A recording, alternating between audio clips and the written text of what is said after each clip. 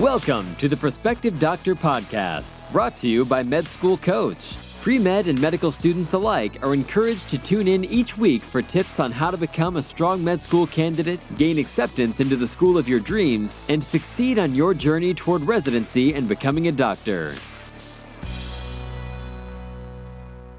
Hello, everyone. It's Urquita back with another episode with a super special guest, Dr. Kat Chamberlain. And I want her to tell us a little bit about yourself. Hi, everyone. I am Kat Chamberlain. I am a family physician and addiction medical specialist here in the great city of Baltimore. We call it Charm City because it is very charming in my opinion. I am a native Texan, so if you hear some southern drawl coming out, that is just my roots. I live here in Baltimore, married with one kid. I took sort of the longer route into medicine, which we can get a little bit more into, but most of you guys, I guess, are already in medicine, so you might not be that interested in that. I work a couple of different jobs, and I'm excited to tell you guys all about my path to medicine. I think our listeners actually would be quite interested in your route to medicine because this podcast is actually geared towards, of course, those who are already in med school, but also pre-meds. So they may also be taking a different route, and it may be encouraging to hear it. Great.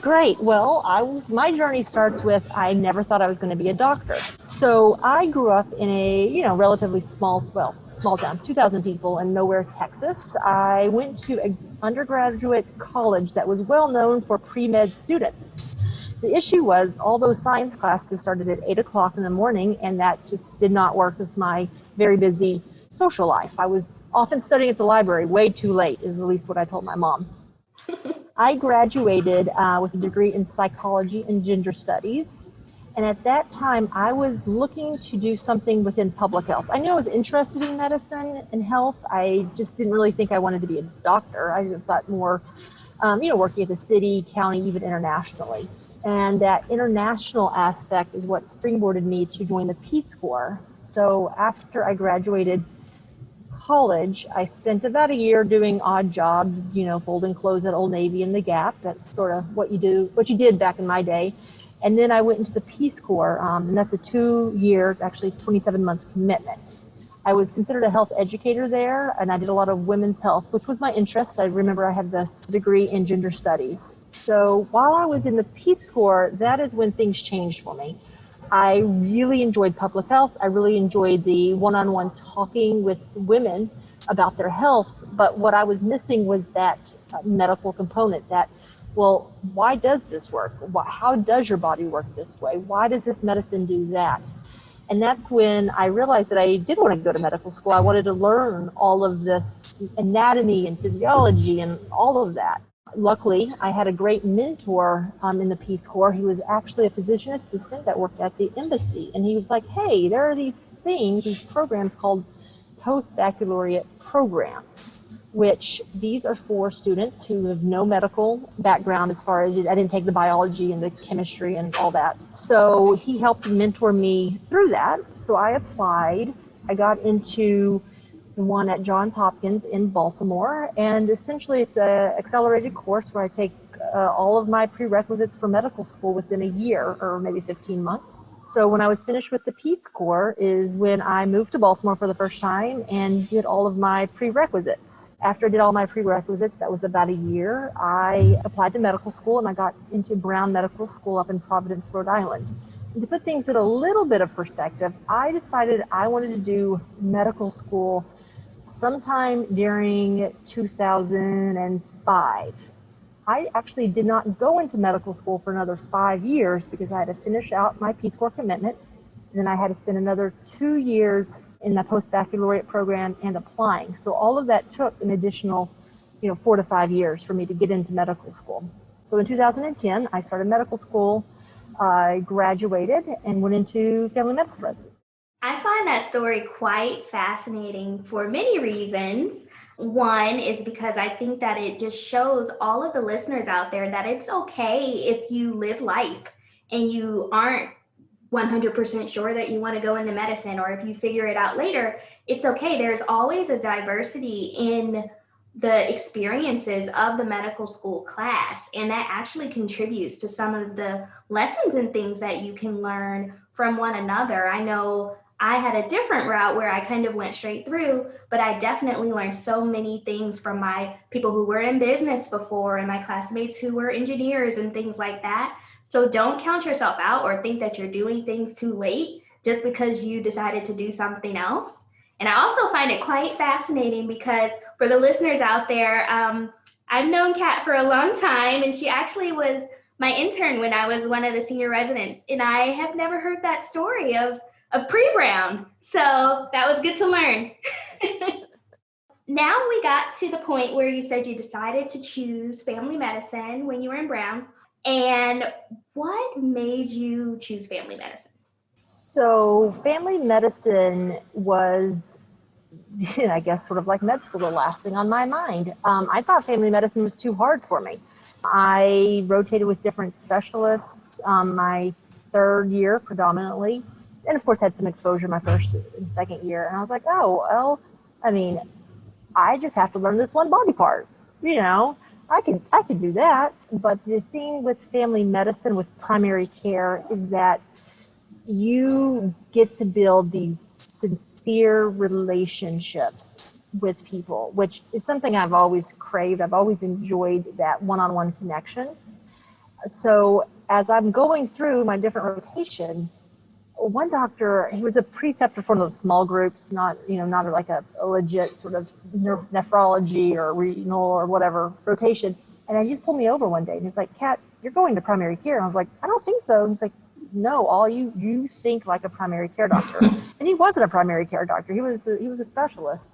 So I hit my primary care rotation and I just loved it. I loved knowing a little bit about a lot of things. And I loved that I would be able to manage predominantly 80 to 90% of what lands on my doorstep. I have the skills to treat it, and I also have the knowledge to know, okay, this is a little bit above my wheelhouse, or they might just benefit from seeing a specialist or getting a second opinion. So I loved that full, what we call birth to death of family medicine. So I look back and I am so glad that this is what I chose. The other key component to family medicine is I'm very much interested in women's health. It's always been something, a passion of mine. And that's not something that I could have gotten outside of either family medicine, primary care, OBGYN. The aspect that I liked about it really did fall into the hands of either family medicine or OBGYN. And as most of you may not be aware, OBGYN is more of a surgical subspecialty, and man, surgery bored me. Yes, I can definitely identify with that. And like you said, it's the cradle to the grave, and you can kind of mix and match and pull from your experiences that you learn in family medicine residency to kind of tailor it to the kind of positions and jobs and career that you want to live through. You mentioned that you also work in addiction medicine, which is something that family medicine can do. How do you support patients in that manner? Right. So addiction medicine was something that I started learning about during residency, and being not, I don't want to say just because I live in Baltimore, the opioid epidemic has hit every city, every town. It's touched nearly every family member, every family somehow. So what I am able to do as a primary care physician specifically is that I can not only treat your diabetes and your blood pressure, but I can also treat your alcohol use disorder, your opioid use disorder with different medications such as naloxone, Suboxone for opioid use disorder, naltrexone for alcohol use disorder. So there's a lot I can do, and that patients don't have to go see a specialist for this. They can come to me for everything that they need, and that I can help them on their road to recovery. I can help them regain their lives back. One of my favorite stories was this patient who, he had said he'd been addicted to drugs for 20 years, and he'd been off of drugs and on Suboxone for a good 3 years. And he told me he got a job. And I was like, oh, that's great. Why'd you get a job? He's like, I just realized I'm tired of sitting around being bored, and I've never had a real job before. And to me, that's the amazing thing about primary care. You get to know the people. You get to really help them live better lives. Another amazing story, and going back to family medicine, is I prescribed Suboxone through a patient, or actually buprenorphine, to a pregnant woman. After she delivered her baby, I now take care of the baby as well. So I'm the mom's primary care doctor, and I am baby's primary care doctor.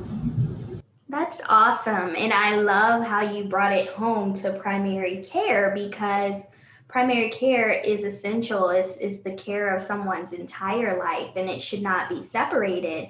And just as diabetes or hypertension is a medical condition, so is addiction.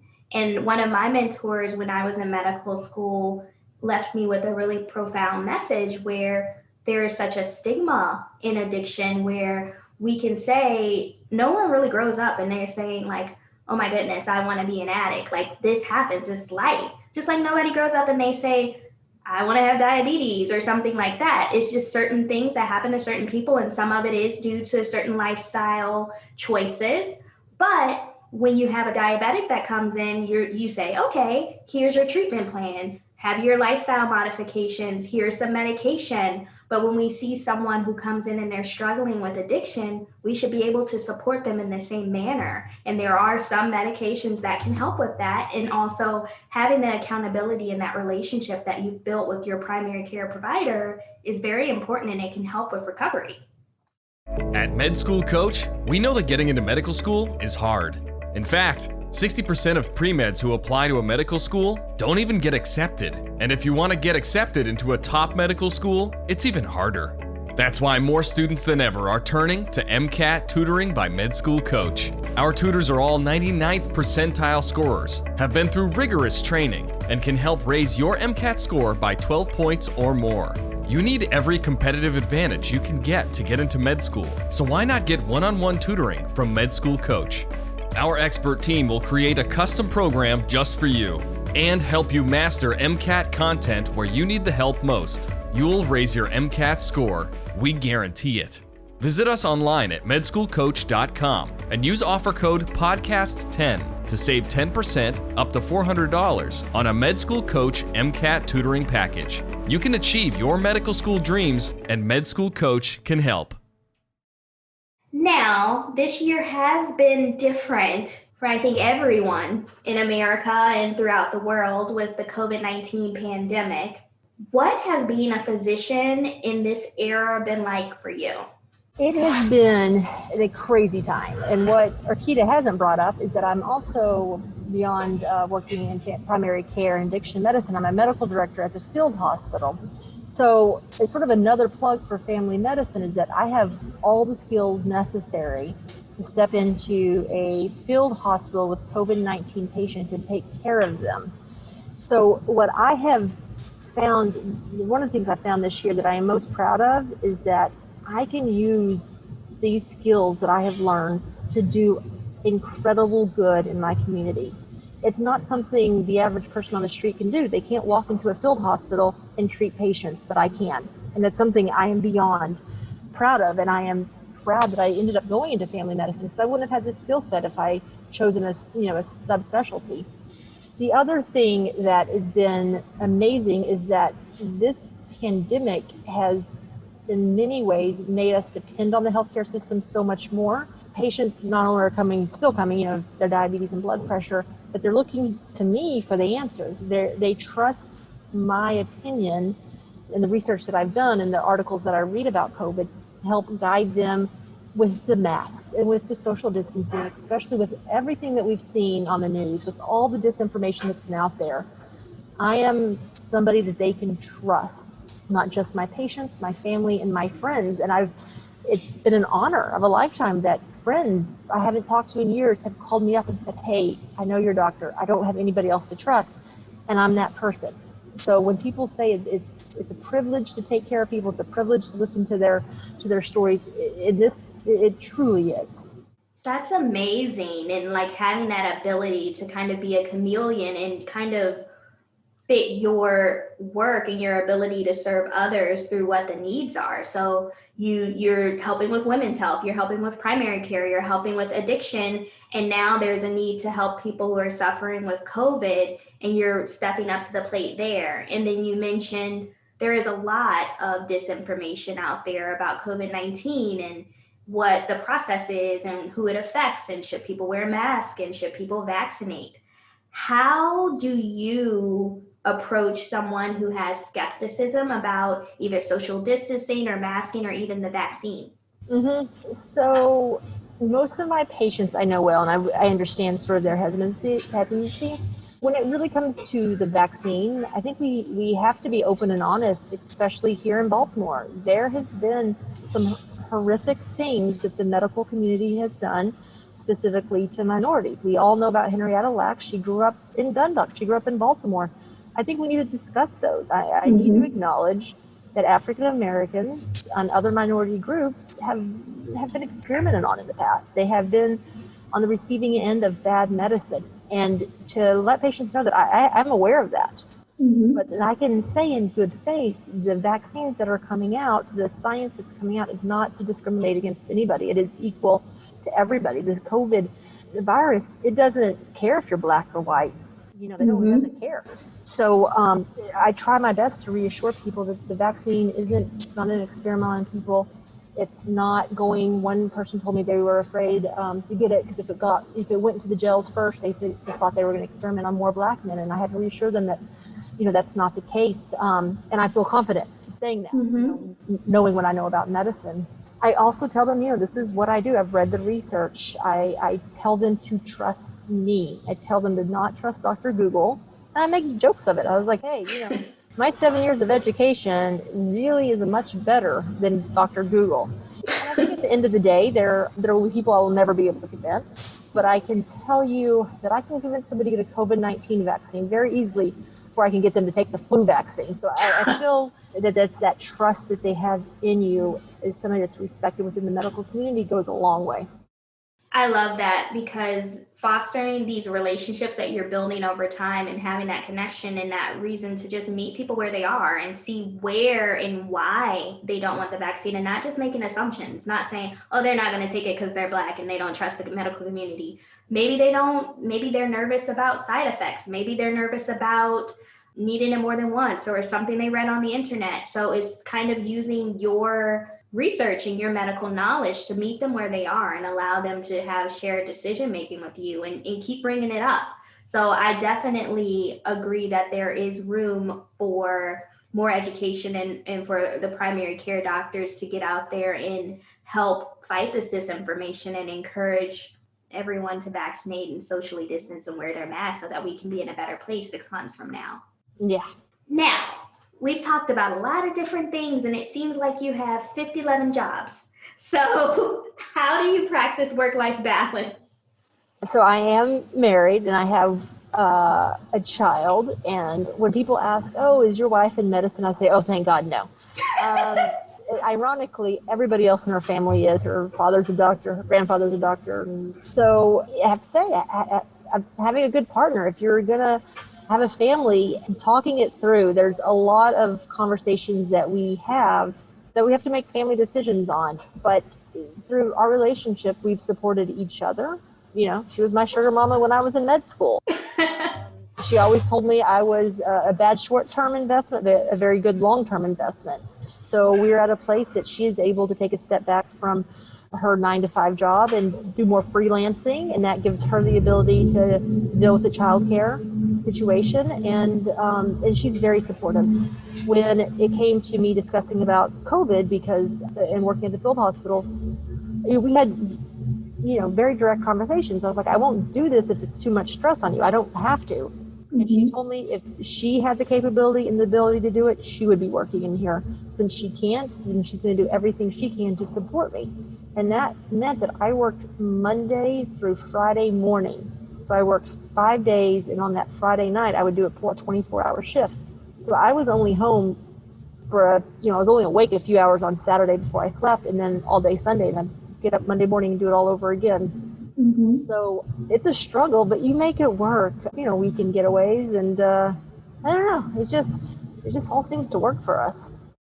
At Med School Coach, we know that matching into the specialty of your choice and the residency program of your dreams has a dramatic impact on your career as a physician. And your USMLE score is the most important acceptance factor of all. That's why more students than ever are turning to Med School Coach for USMLE tutoring. Our tutors are all 260 plus scorers and have been through rigorous training. Plus, the average student who uses Med School Coach tutoring raises their score by 23 to 55 points. There is an enormous amount of material you need to know for Step 1 and Step 2, and Med School Coach can help you be smart about how to study. We'll create a custom program just for you. Then, we'll help you master USMLE concepts where you need help most. You'll raise your USMLE score. We guarantee it. Visit us online at medschoolcoach.com and use offer code PODCAST10 to save 10% up to $400 on a Med School Coach USMLE tutoring package. You can achieve your medical school dreams, and Med School Coach can help. That's awesome. And I think what you're saying is you have to figure out what works for you and what makes you thrive, and have that team behind you. For you is your wife and your family and your daughter. And for others, it may be other aspects of support systems, but making sure that you have that clear communication and someone that is there to help understand and support you through your endeavors, especially when you are giving back, especially in times of COVID where there's a greater need than ever before. So if you have those skills, it's wonderful that you're stepping up to support those in need, kind of living up to our oath of medicine. And Rakita, what you didn't tell your listeners is that you also know my wife and you love her too. Oh, I love her more. People do. She can cook. Awesome. And as we come to a close, it's been so wonderful having you here.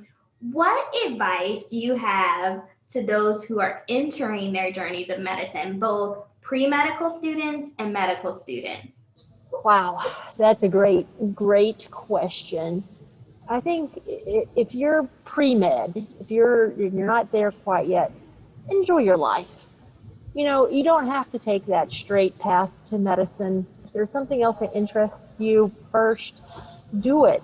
Really live life, okay? Once you're in medicine, in medical school, it's a busy time. And if you're in medical school, don't be afraid to fail. Don't be afraid to ask questions. Don't be afraid that someone's going to think you're the dumb one in medical school, or that people are going to think ill of you if you don't know the answer. That's all that's malarkey. I miss medical school. I miss being around all these wonderful professors teaching us in that learning environment, because when you're done and you're on your own, you're going to have to text your friends to find out answers. But just soak it all up. And remember, medicine is not your whole entire life. Make time for everything else. I still run half marathons. You can do everything. You just have to just keep your eye on the ball. I love that. And I think you shared several pearls of wisdom, like for pre-meds, enjoy the journey, live your life. You're never going to get that time back. For medical students, you're paying for this education. Ask the questions that you have. Get it out there. Like, if you knew everything, you wouldn't be there. So kind of live in that purpose and enjoy the ride and all of the experience there and all of the information that you'll gain through your education. And as you continue to move throughout your journey, like, do the things that make you you, because no job actually defines who you are or your purpose. It's just helping. It's just a component of who you are, but it does not define you. So do the things that you enjoy and find joy in those moments. Oh, yeah. And my last advice, it's something that my wife and I live by, is we always say, take the meeting. So when somebody says, hey, do you want to take this interview? Or, hey, you want to do this podcast? You say yes. You never know where that journey is going to take you. And I can guarantee you, with every step that I've made post-residency, it's because I was like, yeah, I'm willing to meet with you and find out a little bit more of what you're talking about. Always take that meeting. Absolutely. I couldn't agree more, and definitely have experienced that as well. So definitely, I appreciate everything that you've shared with everyone today and all of the work that you're doing out there in those COVID streets. And hopefully we can have you back in the future. So I'll just give you an opportunity to say goodbye to all the listeners out there. All right, everyone, thank you so much for listening. Best of luck to everyone. I can't wait to meet some of you and call you my colleagues. Oh, thank you. Everyone else out there listening, please click that subscribe button if you haven't, and I'll be back next week with another guest. Have a great day. Each episode of the Prospective Doctor podcast is brought to you by Med School Coach. To access articles, videos, webinars, and free tools to help you succeed on your journey toward medical school and beyond, visit our website, prospectivedoctor.com. We hope you tune in again next time.